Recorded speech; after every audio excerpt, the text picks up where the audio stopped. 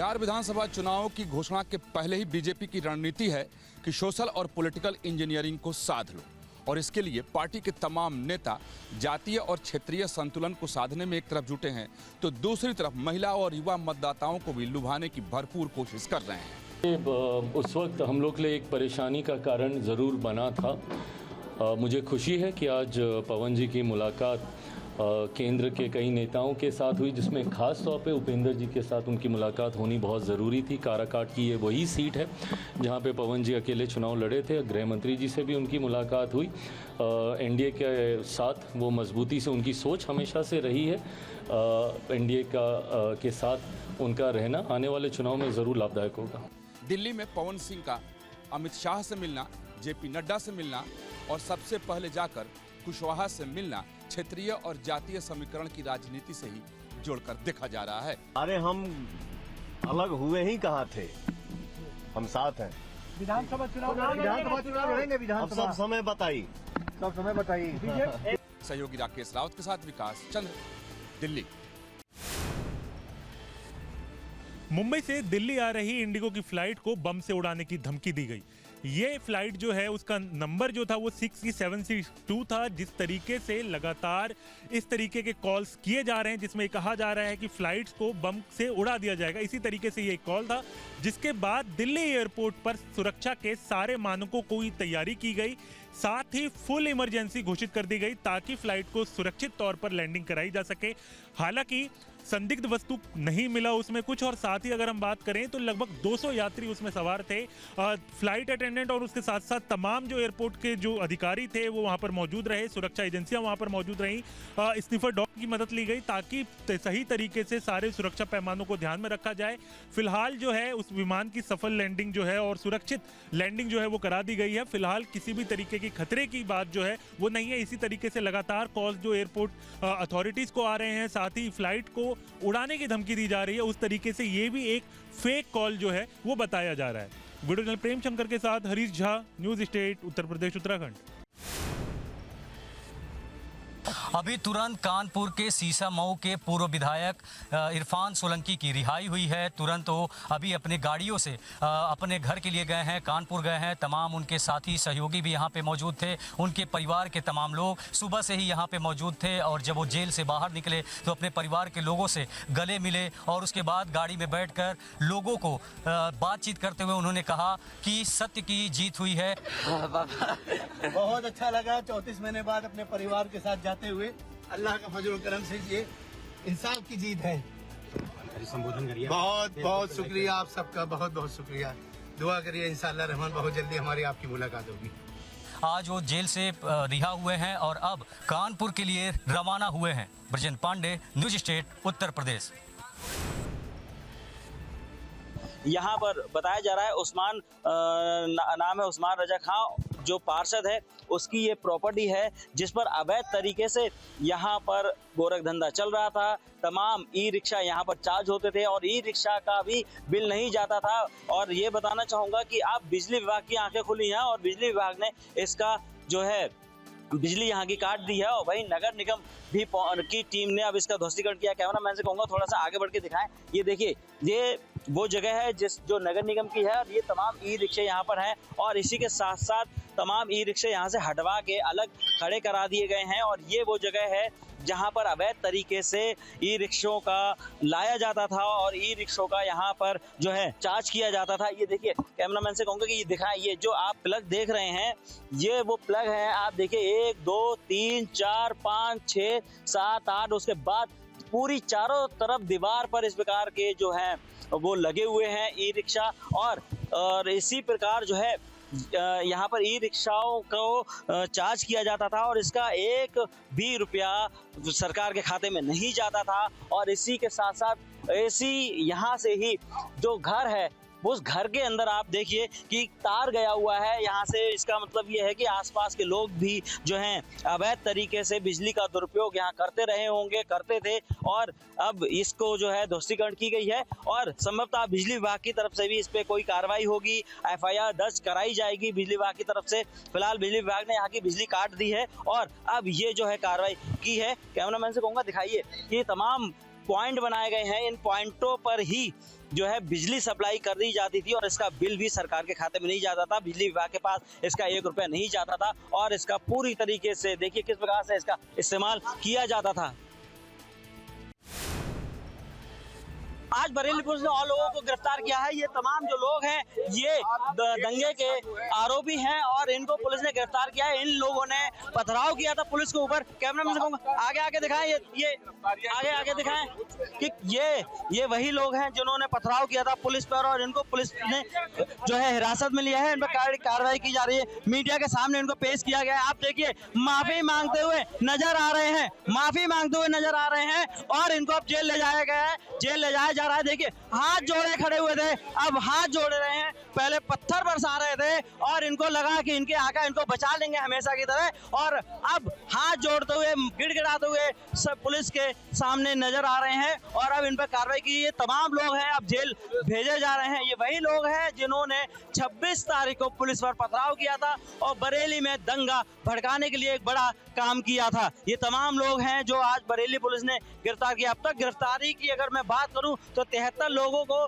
Bareilly police गिरफ्तार कर चुकी है और कई लोगों पर कार्रवाई की गई है। तो इसी के साथ साथ बिजली विभाग, बीडीए, नगर निगम भी तमाम कार्रवाई कर रहा है और इनको सख्त से सख्त अब सजा मिलेगी क्योंकि योगी आदित्यनाथ जो उत्तर प्रदेश के मुखिया हैं उन्होंने साफ तौर पे कह दिया दंगाइयों को उनके किए की सजा बिल्कुल मिलेगी। वीडियो जर्नलिस्ट भागीरथ गोस्वामी साथ मनोज कुमार, न्यूज स्टेट बरेली। हनुमंत लाला को प्रसाद चढ़ने वाले लड्डू को लेकर बाहर के व्यापारी सिर्फ श्रद्धालुओं के ही नहीं हनुमंत लाला को भी धोखा दे रहे हैं। हनुमानगढ़ी और व्यापारियों की एक बैठक हुई थी कि हनुमंत लाला पर चढ़ने वाले लड्डू जो है वो शुद्ध होंगे और शुद्ध देसी घी के होंगे, लेकिन खाद्य विभाग ने जब इसकी सैंपल लिया, इसकी जांच की तो 3 नमूने में 2 नमूने फेल हो गए। स्थानीय व्यापारियों ने बताया कि कुछ व्यापारी ऐसे हैं जो बाहर आकर अयोध्या में दुकान लेकर लड्डू का व्यापार कर रहे हैं, वो उनकी गुणवत्ता जो है शुरू से ही संदिग्ध मानी गई थी और जाँच में वो पकड़े गए हैं। देखना ये होगा कि अब हनुमंत लाला पर चढ़ने वाले जो प्रसाद हैं उनकी गुणवत्ता कैसे सही होती है।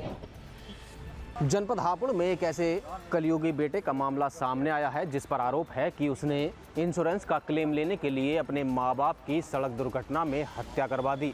हालांकि पुलिस ने इस पूरे मामले में जांच के बाद आरोपी बेटे और उसके सहयोगी दोस्त को गिरफ्तार कर जेल भेज दिया है और पुलिस पूरे मामले की जांच में जुट गई है। मेरठ के गंगानगर का रहने वाला विशाल के पिता 2024 में 27 मार्च को गंगा स्नान के लिए आए थे। जब वह वापसी मेरठ जा रहे थे तो रास्ते में सड़क दुर्घटना में वो घायल हो गए, जिसके बाद उन्हें मेरठ के एक अस्पताल में भर्ती कराया गया जहां पर उनके इलाज के दौरान मौत हो गई। उनके बेटे ने उनका इंश्योरेंस क्लेम का दावा किया। विशाल के पिता का जो इंश्योरेंस था वो 39 करोड़ रुपए का था। जब 39 करोड़ रुपए के क्लेम का दावा किया गया तो बीमा कंपनी के जो कर्मचारी थे उन्हें शक हुआ क्योंकि विशाल की इनकम इतनी नहीं थी। विशाल की इनकम जो थी वो पूरे साल की 12 से 15 लाख थी। विशाल की मां की भी सड़क दुर्घटना में हापुड़ के पिलखवा में ही 2017 में मौत हो गई थी।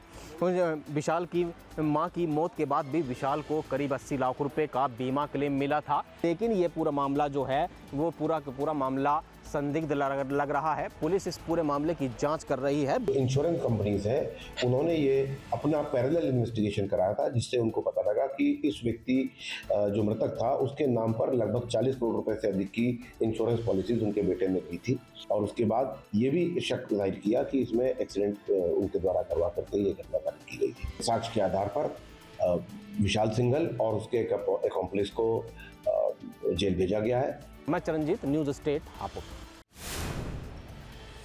यूपी एटीएस ने एक बड़ी कार्रवाई करी थी जिसके तहत 4 लोगों को सुल्तानपुर, कानपुर, रामपुर और सोनभद्र से गिरफ्तार किया गया था।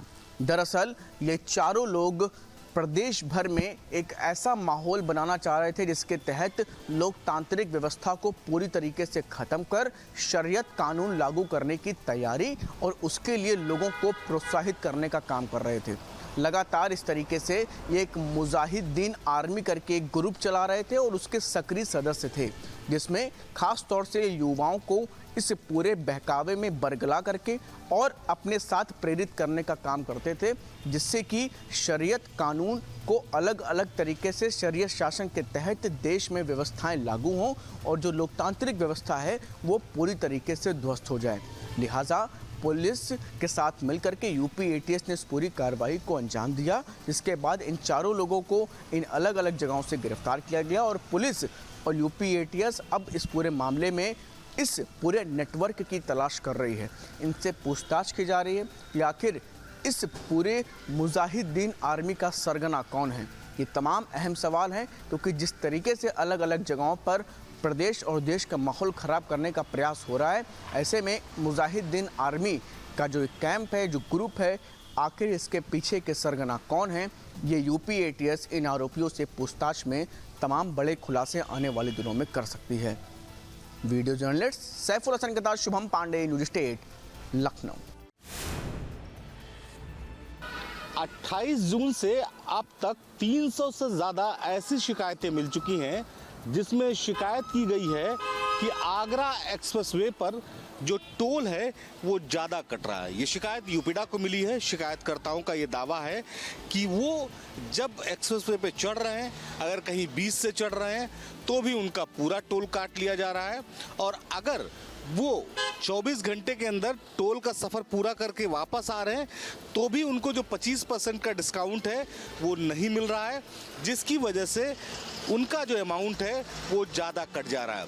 300 से ज़्यादा ऐसी शिकायतें मिली हैं, जिसके बाद टोल कंपनी का ये दावा है कि दरअसल ये दिक्कत इसलिए हुई कि 28 जून से जो पुरानी कंपनी थी उसका टेंडर चेंज होकर अब नई कंपनी को मिल गया है, तो डाटा ट्रांसफ़र करने में दिक्कत आई, जिसकी वजह से एक्चुअल डाटा नहीं मिल पा रहा था। अब जैसे जैसे एक्चुअल डाटा मिल रहा है, उसी के आधार पर जिनका टोल एक्सेस कट गया था उनको रिफंड किया जा रहा है। कोशिश ये है कि सभी का टोल रिफंड हो जाए। हालांकि अभी तक 80% ऐसे लोग हैं जिनका टोल जो एक्सेस कटा था उनको रिफंड किया जा चुका है। 20% और लोग हैं जिनके डेटा को एनालिसिस किया जा रहा है, उनके डेटा को समझने की कोशिश की जा रही है। दरअसल ये समस्या सॉफ्टवेयर अपडेट करने के दौरान आई। हालांकि यूपीडा अभी इस पर कुछ कहने से बच रहा है, लेकिन ज़रूर है कि 300 से ज़्यादा ऐसी शिकायतें मिली हैं जिनमें टोल ज़्यादा कटने की शिकायतें हैं। लखनऊ से वडलेसर राम के साथ निखिल शर्मा, न्यूज़ स्टेट उत्तर प्रदेश। संभल में उत्तर प्रदेश की माध्यमिक शिक्षा राज्य मंत्री गुलाबो देवी के आवास पर उत्तर प्रदेश के शिक्षकों दर्जनों की संख्या में पहुंचकर लगातार उनके आवास के सामने धरना प्रदर्शन कर रहे थे। धरना प्रदर्शन करते हुए शिक्षकों को आज 6वां दिन था। 6 दिन से लगातार वो धरना प्रदर्शन शांतिपूर्ण तरीके से कर रहे थे अपनी मांगों को लेकर। बताया जा रहा है कि जो ट्रांसफ़र हैं उनको मांग को लेकर के उत्तर प्रदेश के तमाम शिक्षक वहां पहुंचे थे और अपनी मांग को लेकर धरना प्रदर्शन चल रहा था। इसी को लेकर के आज संभल के जिला अधिकारी डॉक्टर राजेंद्र पैंसिया और संभल के एसपी कृष्ण कुमार बिश्नोई मौके पर पहुंचे। वहां पर सुरक्षा व्यवस्था को लेकर पीएसी के जवान भी वहां पर तैनात थे। तो इसको लेकर के डीएम और एसपी ने जो शिक्षक थे उनसे वार्ता की और उनसे गुलाबो देवी मंत्री शिक्षा राज्य मंत्री के आवास से धरना हटाने को लेकर वार्ता की। हालांकि संभल डीएम और एसपी के वार्ता करने के बाद शिक्षक मान गए और वहां से धरना प्रदर्शन वहां से हटा दिया गया था, जिसको लेकर के जो संभल के चंदोसी है, जो गुलाबो देवी मंत्री जी का आवास है, उससे कुछ दूरी पर जा कर के उन्होंने अपना धरना प्रदर्शन शुरू कर दिया। यानी वहाँ अब आवास से हट करके अब वो आवास से कुछ दूरी पर जा करके अपना धरना प्रदर्शन शांतिपूर्ण तरीके से करेंगे। लेकिन जिस तरीक़ा से संभल डीएम और एसपी ने उनसे वार्ता की, तो डीएम और एसपी की बात मानते हुए गुलाबो देवी के आवास से वो धरना प्रदर्शन उन्होंने हटा दिया गया, जिसको लेकर के तमाम पीएसी के फोर्स भी और जो थाने का फोर्स भी वो भी वहाँ मौके पर मौजूद रहा। संभल के जिलाधिकारी और डीएम और एसपी दोनों मौजूद रहे। तो कहीं ना कहीं जिस तरीक़ा से आज 6 दिन से लगातार शिक्षक अपने मांगों को लेकर के वहाँ धरना प्रदर्शन कर रहे थे, उत्तर प्रदेश की माध्यमिक शिक्षा मंत्री गुलाबो देवी हैं उनके आवास के सामने, तो उसको लेकर के आज आवास के सामने से उनका धरना प्रदर्शन हटा दिया गया है। संभल से वीडियो जर्नलिस्ट के साथ सत्यपाल यादव, न्यूज स्टेट संभल। मध्य प्रदेश में धर्मांतरण की शिकायत ने बवाल खड़ा कर दिया है। दरअसल मध्य प्रदेश में 27 मदरसों में करीब 556 हिंदू बच्चों का धर्मांतरण करने के लिए निशाना बनाया जा रहा था। इसकी शिकायत राष्ट्रीय मानव अधिकार आयोग में भी की गई है। हालांकि इस पूरे मामले में सरकार ने भी संज्ञान लिया है और जांच के आदेश दे दिए हैं। पूरे मामले को काफी गंभीरता से लिया जा रहा है। हालांकि इसके दूसरे तरफ इसको लेके सियासत भी शुरू हो चुकी है। मध्य प्रदेश में कांग्रेस और बीजेपी इस पूरे मामले को लेके आमने सामने हैं, लेकिन मानव अधिकार आयोग इस पूरे मामले को संज्ञान ले रहा है और इस पूरे मामले को गंभीरता से लेते हुए इस बात की जांच कर रहा है कि क्या 27 मदरसों के अलावा भी कोई दूसरे मदरसे भी इस मामले में लिप्त हैं। अगर हैं तो किस तरीके से फंडिंग हो रही है, कहां से ये फंडिंग आ रही है और क्यों हिंदू बच्चों को धर्मांतरण करने के लिए निशाना बनाया जा रहा था। सहयोगी अभय के साथ अतुल शर्मा, न्यूज स्टेट, उत्तर प्रदेश, उत्तराखंड। लखनऊ में सहारा की संपत्तियों पर अब धीरे धीरे नगर निगम अपना बोर्ड लगा रहा है। दरअसल 47 साल पहले लखनऊ में कई ऐसे जमीनें थी जो सहारा को लीज पर दी गई थी। उसी में से एक सहारा शहर है जो गोमती नगर में स्थित है। 130 एकड़ जमीन को अब जो है वो नगर निगम ने सील कर दिया है। 94-95 में जब मुलायम सिंह यादव की सरकार थी तो 170 एकड़ ज़मीन जो है सहारा श्री को दी गई थी और इसमें 130 एकड़ जो है ज़मीन लाइसेंस डीड के तहत आवासीय बनानी थी। बाकी जो इलाका था उसको ग्रीन बेल्ट में एस्टैब्लिश करना था, लेकिन इसमें एक लग्जरी बंगला बना दिया गया और जिसके बाद कुछ दिनों बाद से ही नगर निगम इस पूरे मामले में कागजी कार्रवाई शुरू कर दिया। और अब चूंकि सहारा की जो संपत्तियां उन पे बहुत सारे टैक्सेस बाकी हैं, लिहाजा अब इनकी सीलिंग की कार्रवाई शुरू हो गई है। कुछ दिनों पहले नगर निगम की टीम ने इस पूरे सहारा शहर का दौरा किया और जहां भी संपत्तियां थी उनका आकलन किया। अंदर एक बोर्ड लगा दिया गया और माना जा रहा है कि अब जल्द ही नगर निगम इस पूरी प्रॉपर्टी को सील कर देगा। बहुत बड़ा ये इलाका है। इस पूरे अगर बात करें तो इसके अंदर थिएटर, बंगला और कई गेस्ट हाउस बनाए गए हैं जो कभी शहर की शान हुआ करता था। ये सहारा शहर, यहाँ पर बड़े बड़े एक्टर, बड़े बड़े सेलिब्रिटी, चाहे वो भारतीय क्रिकेट टीम की बात हो, चाहे भारतीय जो एक्टरों की बात हो, उनका यहाँ मजमा लगा करता था। बड़े बड़े राजनेता यहाँ पर रुका करते थे। तो अब सहारा श्री चूंकि नहीं है, लिहाजा जो उनके खिलाफ कानूनी कार्रवाई है वो धीरे धीरे तेज होती जा रही है। लखनऊ से जर्नलिस्ट हरराम के साथ निखिल शर्मा, न्यूज स्टेट, उत्तर प्रदेश। पूर्वांचल के सबसे बड़े रावण में से एक रावण वाराणसी के डिरेका प्रांगण में बना जाता है। तस्वीरों में आप देख सकते हैं लगभग 80 फीट का ऊंचा रावण का जो पुतला है वो यहाँ बनकर तैयार हो रहा है। और सबसे बड़ी बात ये है कि ये पुतला एक मुस्लिम परिवार के लोग बनाते हैं। लंबे अरसे से पीढ़ी दर पीढ़ी वो बनाते आ रहे हैं। शमशाद खान का जो परिवार है वो इस पुतले का निर्माण लंबे अरसे से करता आया है। तीसरी पीढ़ी है। आस्था तो हमारी बहुत समय जब नज़दीक आता है तो जैसे हम लोगों को बेचैनी होती कि समाज से जुड़ा हुआ काम है करने के लिए हम लोग उतावले हो जाते हैं। इस काम को शुरुआत हमारे नाना जी किए थे, श्री बाबू खान, और उसके बाद हम किए, हमारे बाद हमारा बच्चा करता है। विजयदशमी के दिन इस पुतले पे भगवान श्री राम बाण चलाते हैं और ये पुतला पूरी तरीके से जलकर खाक हो जाता है। तो बुराई पर जो अच्छाई की जीत का जो त्यौहार है वो किस तरीके से धर्मनगरी काशी में मनाया जाता है उसकी एक वानगी ये दर्शाता है। बात की जाए इस पुतले की तो रावण के पुतले के अलावा कुंभकर्ण और मेघनाथ का पुतला भी बनाया जाता है जो आसपास रहता है। वीडियो जर्नलिस्ट शिवम मिश्रा के साथ Sushant Mukherjee, news state, Varanasi. Delhi NCR में आज सुबह से ही आसमान में बादल छाए हुए थे और उसके बाद तकरीबन 1 घंटे से लगातार नोएडा के अलग अलग इलाकों में बारिश हो रही है।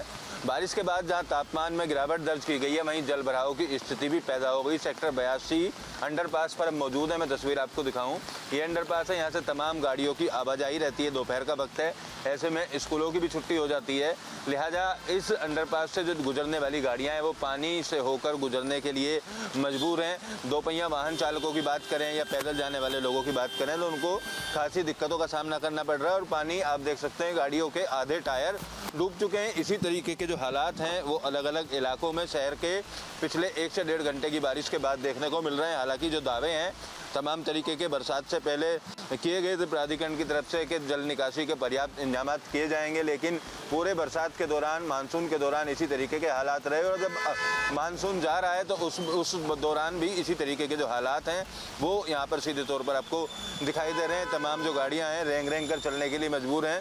इस रास्ते से आमतौर पर तमाम जो गाड़ियां हैं वो आसानी से निकल जाती हैं, लेकिन जल भराव होने के कारण खासी दिक्कतों का सामना करना पड़ रहा है और जो जाम जैसी स्थिति है वो भी यहाँ पर लगती हुई नज़र आ रही है। मैं कैमरामैन से कहूँगा कि दिखाएंगे जो तस्वीरें इस रास्ते से निकलने वाली जो गाड़ियाँ हैं, 2 पहिया वाहन से चलने वाले जो लोग हैं, उनको खासी दिक्कतों का सामना करना पड़ रहा है। कितनी परेशानी बरसात से? बहुत ज़्यादा बारिश।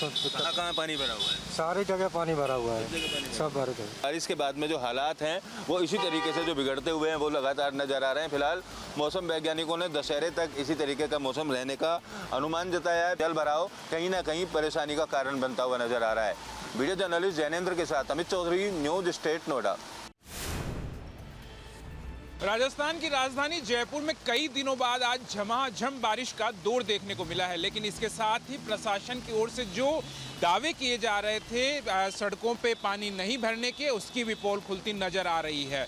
इसके अलावा जो अंडरपास हैं उनमें पानी यहाँ पर लबालब भर गया है, जिसके चलते कुछ वाहन तो पानी भरने की वजह से बंद हो गए हैं। पिकअप आप तस्वीरों में देख पा रहे हैं जो कि पानी की वजह से बंद हो गई है। आगे की तरफ अगर देखा जाए तो एक लंबा जाम, करीब 1 से 1.5 किलोमीटर का जाम इसके पीछे लगता हुआ नजर आ रहा है। ये शहर का मानसरोवर इलाका है जो कि B2 बाईपास से होते हुए जेएलएन रोड को जोड़ता है और ये पोश इलाका है, यहाँ की ये स्थिति है। इसी तरह जयपुर शहर में दूसरी जगहों पर भी लबालब सड़कें नजर आ रही है। जिधर भी जाओ वहाँ पर जो वाहन है वो पानी में डूबे हुए नजर आते हैं। फिलहाल की बात की जाए तो धीरे धीरे वाहन यहाँ से निकलते हुए नजर आ रहे हैं, लेकिन जिस तरह से अभी भी मूसलाधार बारिश का दौर जारी है, यहाँ पर पानी और ज़्यादा भर सकता है, जिसकी वजह से ये अंडरपास आने वाले समय में और जाम हो सकता है और यहाँ का जो यातायात है उसको डाइवर्ट भी किया जा सकता है। तो फिलहाल कोई पुलिस के यहाँ पे कर्मी हैं वो नज़र नहीं आते हैं यातायात को फिलहाल संभालने के लिए, लेकिन लोग खुद के स्तर पर ही यहाँ पर जो पिकअप फंसी हुई है या दूसरे वाहन फंसे हुए हैं उनमें मदद करते हुए नजर आ रहे हैं। ग्वालियर में लगभग 1 महीने बाद फिर से झमाझम बारिश हुई है और इस बारिश ने एक बार फिर लोगों के सामने मुश्किलें खड़ी कर दी हैं। मैं इस समय ग्वालियर के VIP इलाके बस स्टैंड और स्टेशन के चौराहे पर हूं, जहां आप तस्वीरों में देख सकते हैं सड़क पर 2 से 2.5 फीट पानी भर गया है और ये पानी नगर निगम की पोल खोल रहा है, क्योंकि बड़े बड़े दावे किए गए थे कि अब पानी नहीं भरेगा, सफाई हो गई है, पाइपलाइन कनेक्ट हो गई है, सीवर के चैम्बर अब जल भराव की स्थिति में नहीं रहेंगे। लेकिन तस्वीर क्या है आप देख सकते हैं, ये VIP इलाका है। यहाँ 100 मीटर की दूरी पर ही प्रदेश सरकार के कैबिनेट मंत्री प्रद्युम्न सिंह तोमर का बंगला और उससे थोड़े और आगे चले जाएंगे तो विधानसभा अध्यक्ष नरेंद्र सिंह तोमर का सरकारी आवास है। तो ये बस स्टैंड के हालात हैं और ये हालात केवल बस स्टैंड के ही नहीं, यहाँ की तो तस्वीर हम आपको दिखा ही रहे हैं, लेकिन ग्वालियर के दूसरे इलाकों में जाएंगे जो निचले इलाकों में, तो वहाँ तो जल भराव की स्थिति और भी विकराल है।